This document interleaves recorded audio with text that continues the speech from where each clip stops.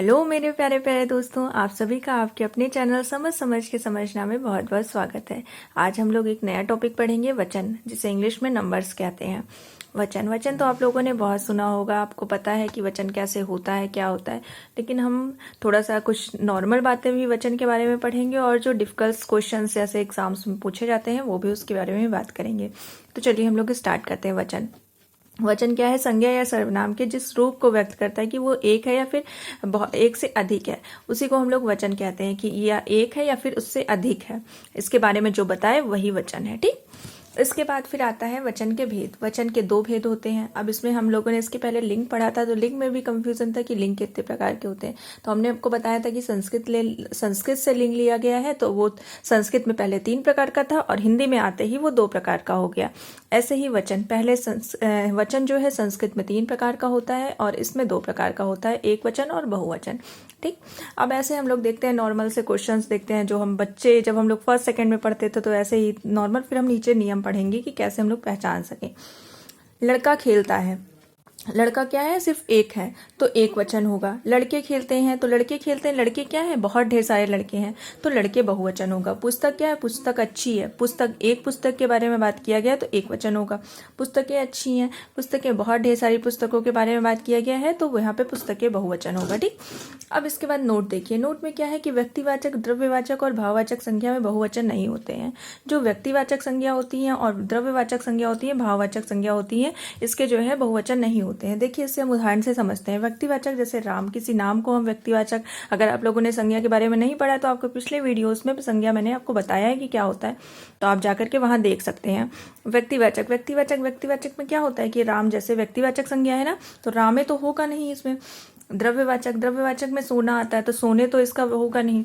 फिर आता है भाववाचक, सुंदरता में सुंदरते तो होगा नहीं, तो इस वजह से इसका जो है बहुवचन नहीं चेंज होता है।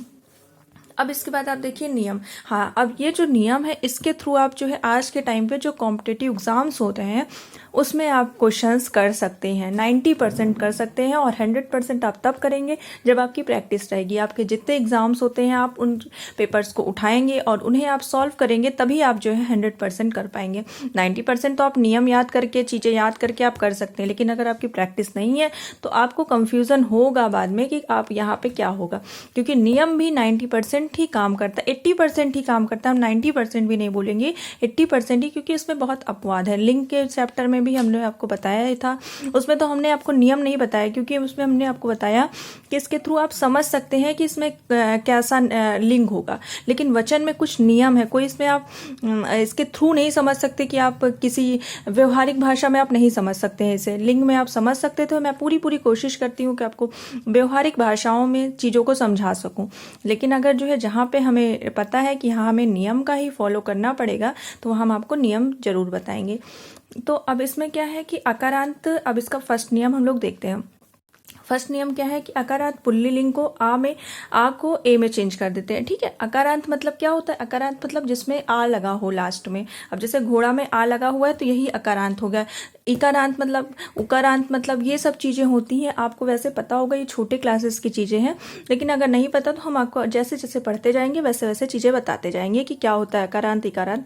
अकारांत का मतलब होता है कि जहाँ पे जो है ये लगा हो, अकारांत जिसमें आ छोटा आ या बड़ा लगा हो। अकारांत में बड़ा आ लगा होता है, अकारांत में ये छोटा आ में ये बड़ा आ नहीं लगा होता, छोटा आ लगा होता है। ठीक।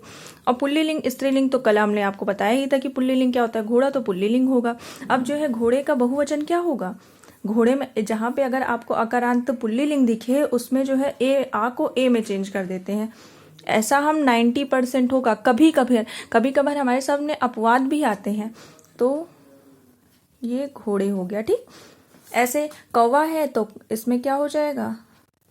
कौवे हो जाएगा।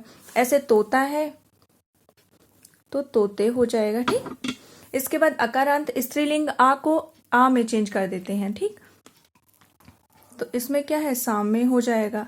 इसमें क्या है? बहने हो जाएगा। इसमें क्या है? संताने हो जाएगा। ठीक। इसमें कुछ भी नहीं है, कोई आपको चेंजेस नहीं। आप नियम एक बार देखेंगे, अकारांत पुल्लिंग आप देखेंगे, कोई शब्द है उसके आगे आपको आ लगा दिखा है, अकारांत कोई पुल्लिंग शब्द है उसके आगे आ का मतलब ही अकारांत होता है, उसमें आप बहुवचन बनाते समय ए लगा देंगे।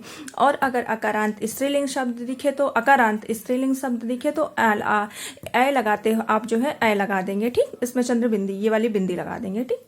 फिर इकारांत स्त्रीलिंग ई को इकारांत करके अंत में या जोड़ देते हैं। अब इसके उदाहरण हम लोग देखते हैं।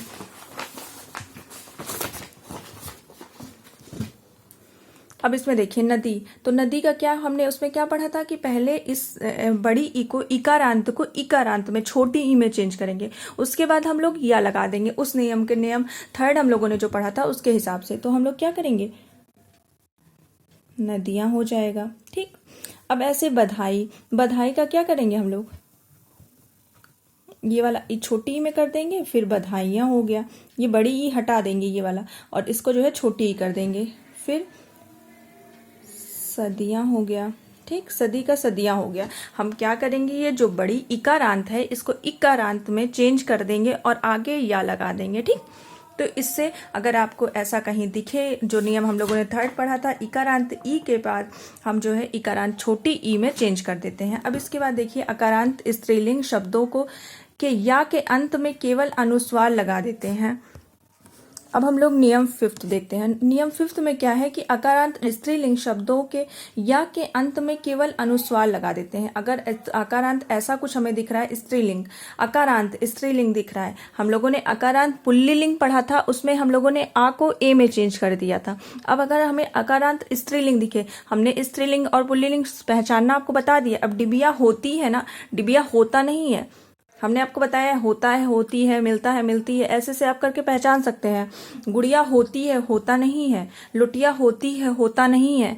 तो चीजें ये स्त्रीलिंग है। आप इसके थ्रू पहले आप अगर आपने वो वाला नहीं देखा है लिंग के बारे में, तब आप वचन नहीं कर पाएंगे, क्योंकि इसमें आपने हर जगह देखा कि रूल स्त्रीलिंग पुल्लिंग अकारांत स्त्रीलिंग अकारांत पुल्लिंग आपको पहचानना आता रहेगा। इसी वजह से मैंने पहले आपको लिंग बताया, फिर मैंने वचन बताया, क्योंकि लिंग से ही वचन जो है जुड़ा हुआ है। तो यहाँ पे डिबिया है, तो डिबिया का क्या हो जाएगा, सिर्फ हम लोग चंद्रबिंदी लगा देंगे। गुड़िया का गुड़िया ये हो जाएगा, लुटिया ये बहुवचन इसमें इसमें इसमें बन गया, ठीक। ऐसा कहीं आपको दिखे स्ट्रक्चर तो यहाँ 90% ये चांसेस होती हैं। फिर अकारांत स्त्रीलिंग आ के अंत में ए हो जाता है, ठीक। जैसे यहाँ पे क्या है, अकारांत स्त्रीलिंग है, अकारांत स्त्रीलिंग में आ के अंत में ए हो जाता है कहीं कहीं। वो आप जो है अगर आप सेंटेंस आप हमेशा बोल रहे हैं, जैसे माता है, माता का क्या हो जाएगा, माताएं हो जाएगा। भुजा का भुजाएं हो जाएगा। फिर संस्था का संस्थाएं हो जाएगा, ठीक।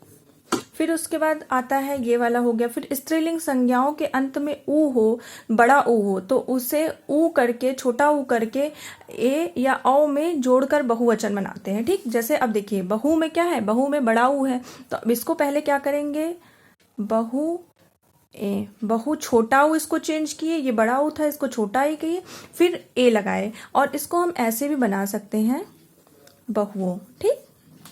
फिर वधु, वधु बड़ा ऊ है ना, तो अब इसे छोटा ऊ में हम चेंज करेंगे,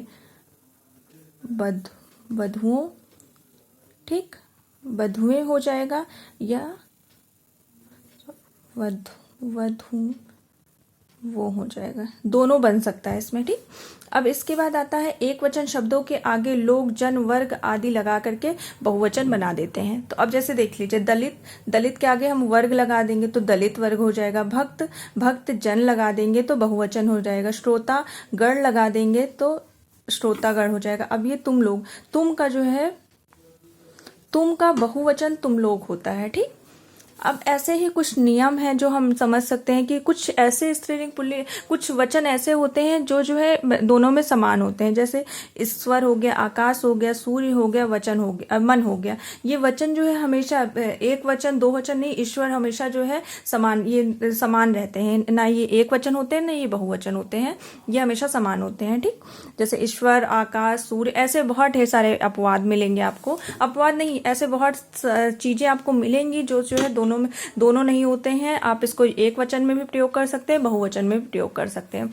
हमारे एग्जाम्स में चीज़ें जिस तरह से पूछी जाती हैं, अगर आपने जितने नियम मैंने आपको बताया और अगर आप इसे 2-3 बार वीडियोस को देखेंगे तो आपको चीज़ें समझ में, हमें हमेशा याद रखना है, हम एक बार किसी चीज़ को देखते हैं तो हमें नहीं समझ में आती है। अगर आप 2-3 बार चीज़ों को रिपीटेड देखेंगे तो आपको समझ में आएगा।